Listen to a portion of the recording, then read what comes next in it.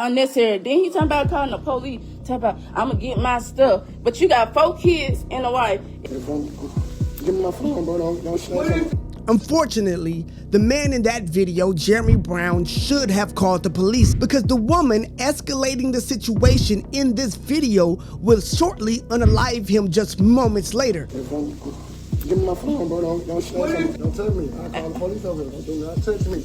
He said, what's the conversation y'all want to have?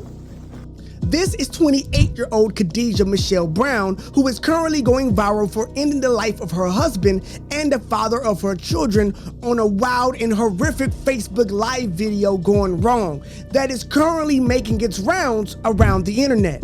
You have seen the video, right? Now, the video was crazy, and we'll get to that, but the story of how things escalated between Khadijah and the man that she loved is as important as the tragedy itself. And we're gonna get into all of the crazy details, like whether or not her claims of Jeremy being bisexual pushed her over the edge, and how she turned this situation up, and how her Facebook Live video became evidence that she took the life of the father of her 4 children. But first, this is the Church of Joe Stone, with news you can use. They just tell you what happened, and we give you 3 rules to make sure that it never happens to you. Rule number 1, appearances apparently can be deceiving. If you were to look at their lives from the outside, it looked like Khadijah and Jeremy had a beautiful and happy life together. If you go through their social media accounts, you will see videos and pictures of them hanging together as a family, making goofy TikToks, taking lovey-dovey pictures, tons of them. Tons of pictures. And one thing that stands out while looking into the life of the Browns is that it seems like Jeremy was an active and present father in the lives of his children. You see him in pictures and videos with his kids going back years. He's at Chuck E. Cheese with them. He's taking family pictures and videos, birthday parties. It looks like the man was there. And this is from Khadijah's own social media. You would never come to the conclusion that this father was a deadbeat. But things would quickly change once Khadijah started suspecting and accusing Jeremy of not only cheating, but also being bisexual. She would eventually make her suspicions public with posts like these, accusing him of being a cheater, screenshotting him messaging another woman, making public posts, again, calling him bisexual. Which takes us back to rule number 1. You would have never guessed this was the case, and you would have never guessed that Khadijah was capable of something like this. But unfortunately for Jeremy and their children, they would later find out that Khadijah was capable of much more than anyone suspected. But rule number 2, it's never worth it.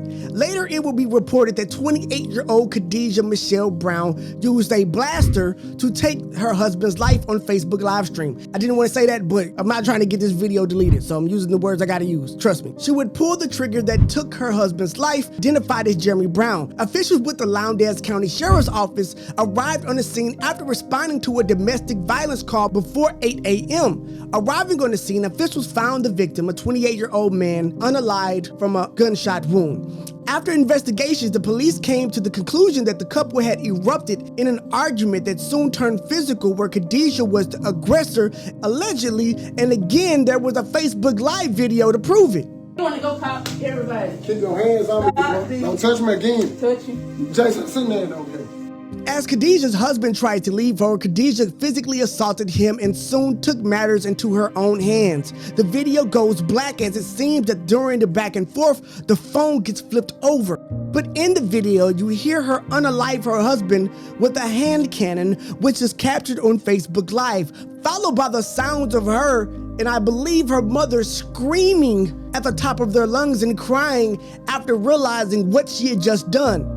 Be warned, this is right after the pop from the weapon, and it could be triggering.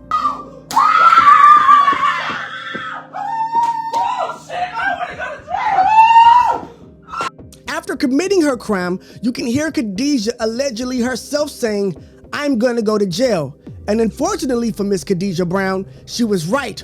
On arrival to the scene, they found all the evidence, including the blaster. Sheriff Eddie Hawkins of Lowndes County stated that the couple had a history of domestic violence, and the incident that took place was a tragic and senseless unaliving. He ended his statement by saying that Khadijah is now in custody, and we look forward to the criminal justice system holding her accountable. Now, Khadijah has been arrested and charged with taking the life of her husband. But again, this brings us back to rule number 2. it's never worth it. There was nothing that man could have done that warranted this behavior from Khadijah. And unfortunately, she just didn't ruin her life. She ruined her kid's life, who apparently saw this man as a upstanding father figure. And now they don't just lose a father, they lose a mother too. And it's terrible. It's tragic, because the last thing we need is another broken black family. And that's exactly what we have. That moment of violence, that strike of anger, that feeling of insecurity, whatever is going to motivate you to do something that horrific that can change the lives of so many people, you have to fight against. You have to be bigger than, or you end up in the same position as Khadijah, where you can't control yourself and emotions, and now you done played yourself, took the life of the man that you probably love more than anyone, and then ruined the lives of your children, who now don't have a father or a mother. And this kind of ties in to the theme of my last video. Choose wisely.